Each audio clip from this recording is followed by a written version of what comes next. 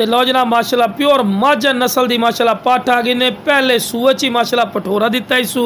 और माशाल्लाह पठ चेक कर सकते हैं विराट बिल्कुल तोता फेस और कन्ना दे लापर भी चेक कर सकते हैं विराट चंगे लंबे कान और माशाल्लाह फेस ब्यूटी तोता फेस वाइट आक और चंगी झालर दे विच ने ते बिल्कुल जवान जनाब पठ ने पहले सूए दे विच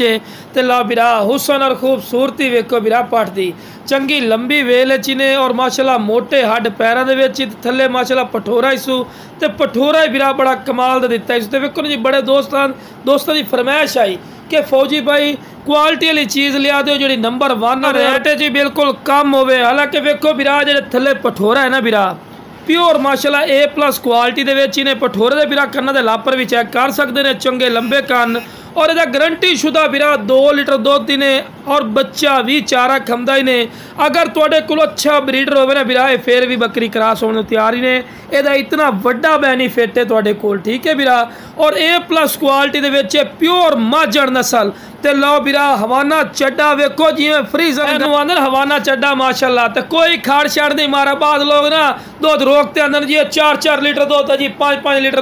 दुध दे लेकिन बिरा हवाना चड्डा वेखो कितना वड्डा हवाना चड्डा है तो कोई खाड़ छाड़ नहीं मारा क्योंकि 80-24 घंटे बच्चा दुध पींदा है पिया। लो बिरा हवाना चड्डा वेखो भी नाल हाथ रखा पिया तो हवाना चड्डे का पता लगे भी केड़ा वड्डा हवाना चड्डा है। पहले सूए दे विच इतना हवाना चड्डा मायने रखदा ने और गारंटी